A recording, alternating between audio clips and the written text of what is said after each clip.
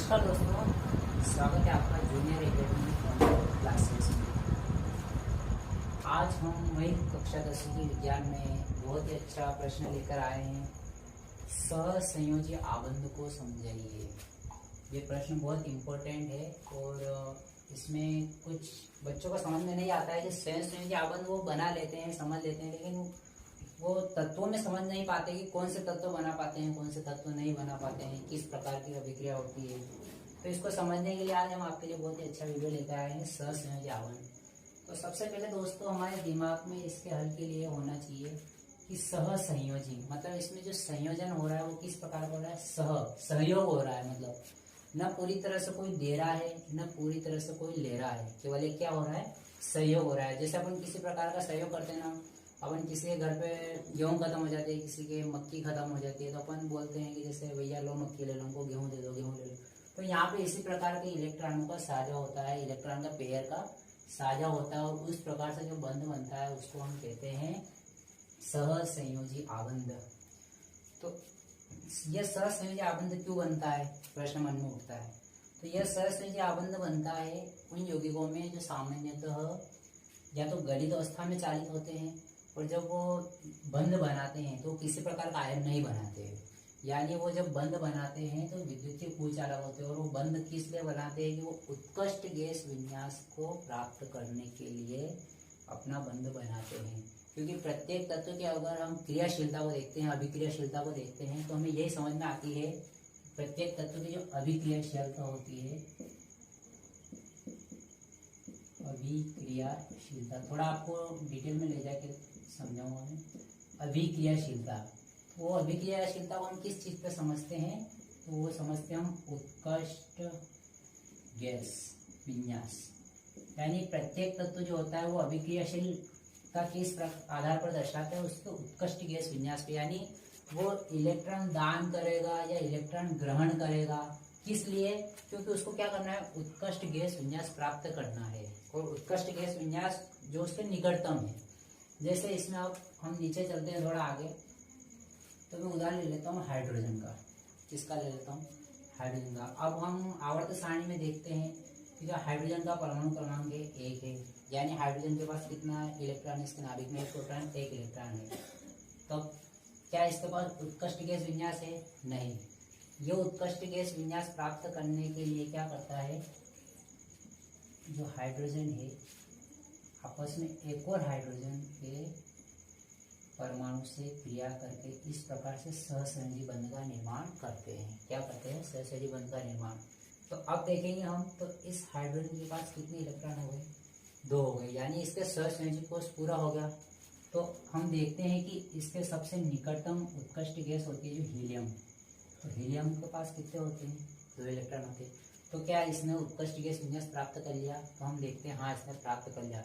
तो इस प्रकार से इस हाइड्रोजन और इस हाइड्रोजन दोनों का क्या हो गया, उत्कृष्ट गैस विन्यास प्राप्त हो गया। तो इनके बीच में क्या हुआ, इलेक्ट्रॉनों की साझेदारी हुई। न इसने पूरा इसको दिया है, न इसने पूरा इसको दिया है, यानी न इसके ऊपर धन आयन चढ़ा है, ऋण आयन चढ़ा है, न इसके ऊपर धन आयन चढ़ा है और न ऋण आयन चढ़ा है। दोनों को मिलके इलेक्ट्रॉनों की साझेदारी करके और अपना उत्कृष्ट गैस विन्यास प्राप्त किया है। तो इस उत्कृष्ट गैस विन्यास इस प्रकार से प्राप्त करना, इलेक्ट्रॉनों की साझेदारी करना, इसी को हम कहते हैं सहसंयोजी बंध। इसका एक और उदाहरण ले लेते हैं अपन, ऑक्सीजन। क्या ले लेते हैं अपन, ऑक्सीजन।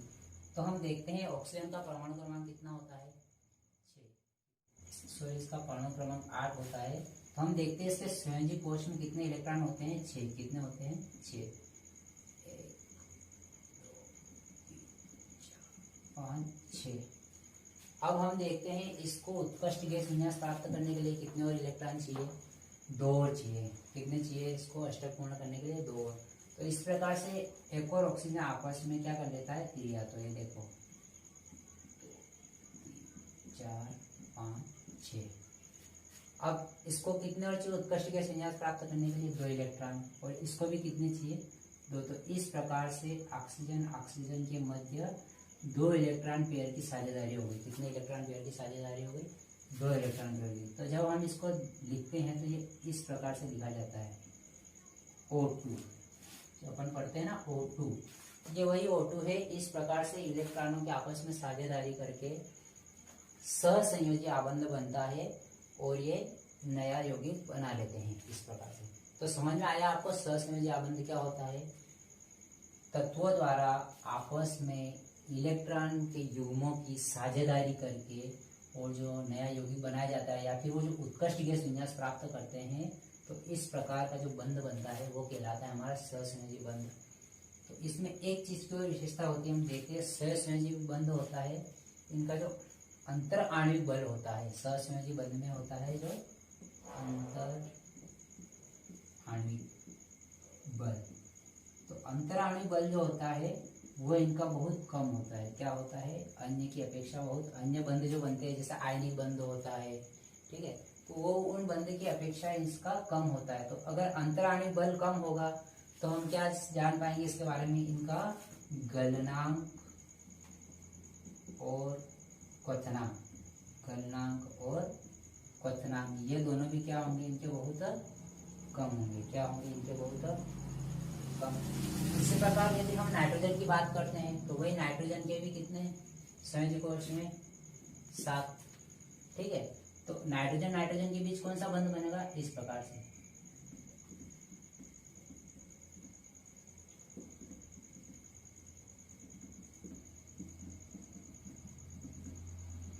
ये तो हम यहाँ देखते हैं NEN, ये आणविक बंध। इस प्रकार की संरचना हम दर्शा सकते हैं नाइट्रोजन N2, जिसको अपन लिखते हैं N2 लिखते हैं।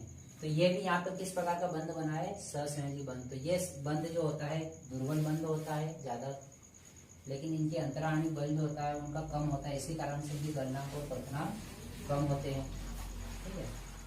तो एक बार और समझा दूं मैं कि जब यौगिकों दो तत्वों द्वारा आपस में संयोजी इलेक्ट्रॉन जो होते हैं उनके पेयर के युग्मों का जो साझा करके और उत्कृष्ट गैस विन्यास प्राप्त किया जाता है, ठीक है, या उनके अष्टक पूर्ण करते हैं वो, तो उस जो बंध को हम कहते हैं सहसंयोजी आबंध कहते हैं। क्या कहते हैं हम? सहसंयोजी आबंध। कार्बन सबसे बढ़िया चीज, कार्बन। अपन ने मीथेन के बारे में पढ़ा, CH4 मीथेन, CH4 जिसको हम बोलते हैं मीथेन। तो इसमें भी देखते हैं हम कार्बन सामान्यतः क्या बनाता है? C4+।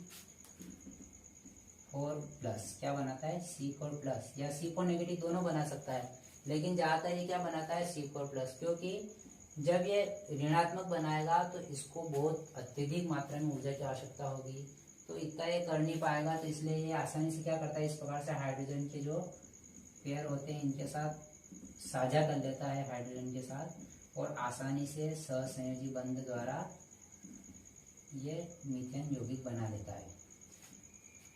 ठीक है दोस्तों, आज के लिए इतना ही। सहसंयोजी बंध हमने देखा किस प्रकार से बनता है, और सहसंयोजी बंध के हमने गुण भी पढ़ लिए। इनके अंतर आणविक बल क्या होता है? कम होता है, और इसी वजह से इनके गलनांक और क्वथनांक भी कम होते हैं। तो हमारे दिमाग में ये रहना चाहिए कि तत्वों द्वारा युग्म की साझेदारी से, किसकी साझेदारी से? इलेक्ट्रॉनों के युग्म की साझेदारी से, ठीक है, बनने वाला जो बंध होता है, आबंध होता है, उसको हम कहते हैं सहसंयोजी आबंध।